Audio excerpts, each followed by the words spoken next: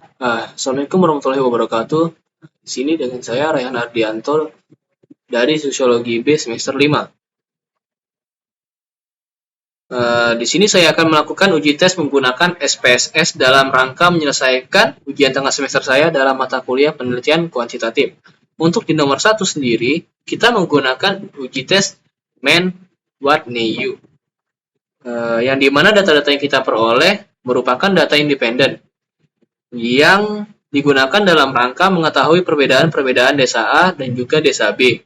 Nah, lalu kita langsung saja klik Analyze, lalu ke Non-Parametric Test, Legacy Dialog, to Independent Sample. Nah, untuk pengetahuan masyarakat, kita masukkan ke tes variabel list. Desa A dan desa B ke grup variabel. Untuk grup 1, kita isi 1. Untuk grup 2, kita isi 2. Continue.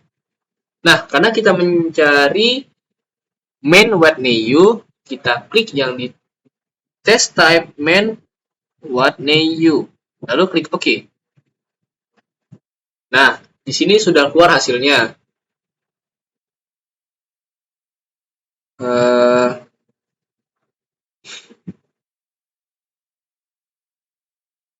Pakai uji MEN WAT-NEU hasilnya AMSIC 0,183 di mana lebih besar dari 0,5. Jadi, hipotesis ditolak. Artinya tidak dapat perbedaan pengetahuan masyarakat di desa A dan desa B yang sudah diberi penyuluhan. Untuk alasannya,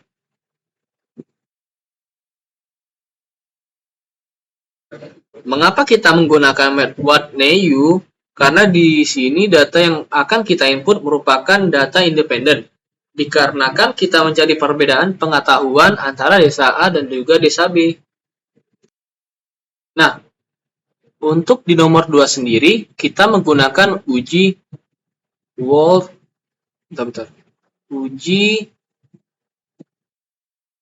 Wolff-Wolffish. Nah, di mana dua sampel ini tidak saling berhubungan dan data ini ordinal dan merupakan run test. Nah, untuk cara-caranya kita klik Analyze. Lalu Non-Parametric Test, Legacy Dialog, to Independent Sample, kemampuan dalam berbahasa Inggris. Kemampuan dalam mengerjakan bahasa Inggris. Masukkan ke tes variabel list. Lalu jurusan sosiologi masukkan ke grup variabel. Di grup 1 isi 1, seperti tadi. Untuk di grup 2 isi 2. Lalu continue. Karena kita mencari Wolff-Wolffish Run, kita klik Wolff-Wolffish Run. Klik OK. Nah, setelah kita klik OK, muncullah data yang sudah kita cari tadi.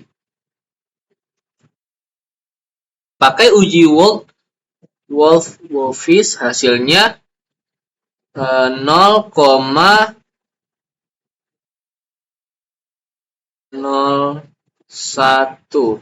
Maka lebih kecil dari 0,05. Artinya hipotesis diterima, maka ada perbedaan kemampuan dalam pengerjaan bahasa Inggris mata jurusan sosiologi dan ilmu politik. Untuk alasannya, menggunakan uji Wolff-Wolffish di mana dua data sampel ini tidak berhubungan. Dan data ini ordinal.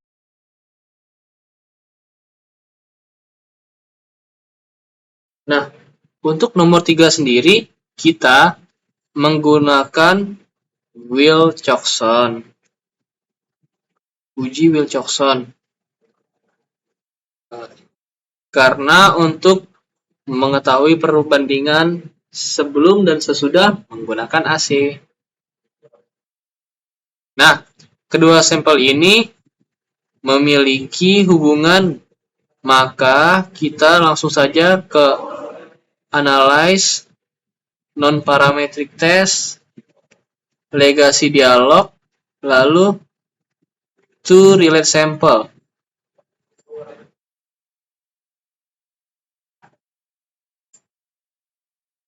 Nah, di sini kita pindahkan sebelum dipasang AC, lalu sesudah dipasang AC. Lalu kita pilih test type Wilcoxon, lalu kita klik OK. Nah, untuk di sini hasilnya sudah ada.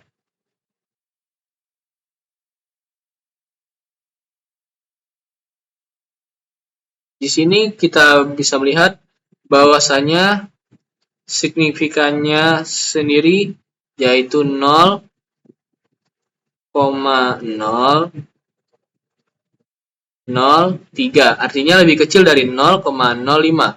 Maka hipotesis diterima dan terdapat perbedaan antara motivasi belajar mahasiswa sebelum dan sesudah memasang AC.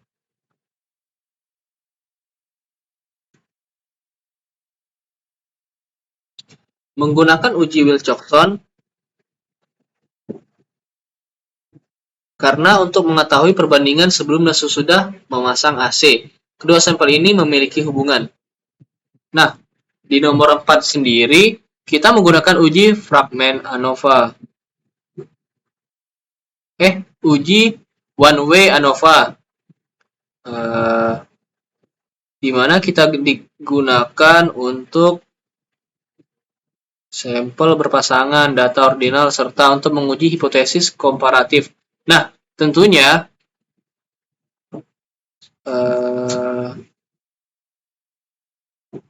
ketentuannya yaitu nilai yang dihasilkan kurang dari 0,5. Maka hipotesis ditolak. H1 kemudian sebaiknya signifikan dihasilkan lebih dari 0,5. Maka H1 ditolak. Nah, jika HO tidak terdapat perbedaan nilai H1 dapat di perbedaan nilai, langsung saja kita pilih ke analyze, lalu ke analyze, lalu kita non-parametric test, ke legasi dialog, lalu ke pilih, lalu kita pilih correlate sample. Lalu H pertama kita pindahkan ke tes variabel. H kedua kita pindahkan ke tes variabel, dan H ketiga kita pindahkan ke tes variabel. Karena kita di sini mencari fragment, yaitu kita klik test type fragment, lalu OK. Nah, di sini sudah keluar datanya.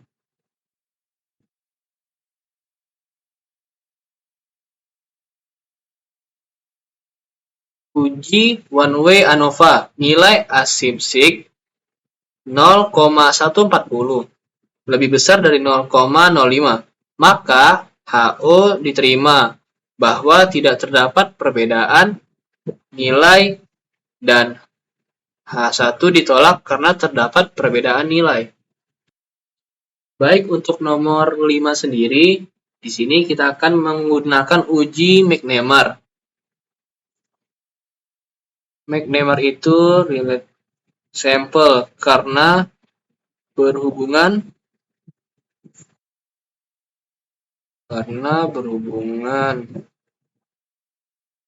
sebelum penyuluhan orang tua memberikan protein dan sesudah penyuluhan juga memberikan protein.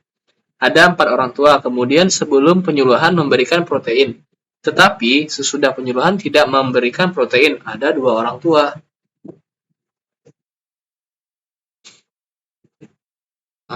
Lalu kita klik analyze.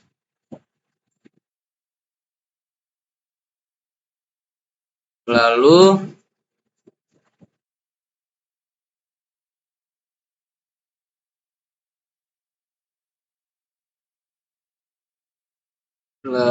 kita ke non-parametric test, legacy dialog, lalu kita pilih to relate sample, lalu kita pindahkan sebelum penyuluhan dan sesudah penyuluhan, lalu kita pilih make namer. Oke. Nah, di sini sudah ada hasilnya, yang dimana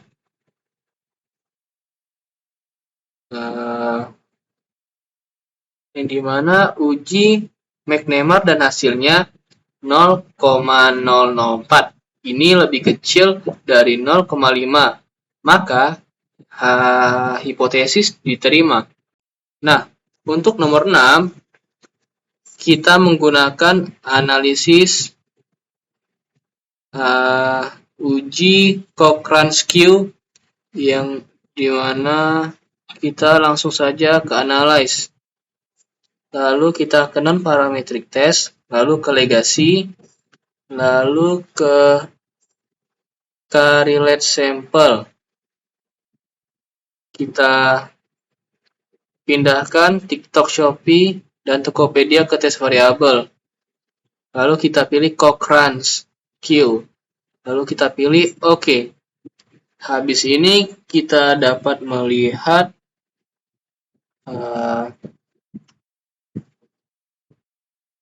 hasil dari uji Cochrane, yang dimana nilai signifikan 0,82 maka lebih besar dari 0,05, sehingga hipotesis ditolak. Kesimpulannya tidak dapat perbedaan di antara tiga tersebut. Nilai signifikasinya 0,852 maka lebih besar dari 0,05, sehingga hipotesis ditolak. Kesimpulannya tidak terdapat perbedaan secara nyata dari jenis online shop yang digunakan oleh pedagang online kecamatan A. Nomor 7 yaitu kita menggunakan uji chi-square, lalu kita ke analyze, lalu kita pilih ke descriptive statistik, lalu ke cross steps. Nah, kita pindahkan column nama ke row, nilai ke kolom, lalu kita klik statistik, lalu kita klik chi-square, lalu continue, lalu kita klik OK. Nah, setelah itu kita akan mendapatkan hasil, yang dimana uji chi-square 0,220 ini lebih besar dari 0,05. Maka hipotesis ini ditolak, jadi tidak dapat perbedaan di antara dua tersebut. Sekian dari saya, terima kasih.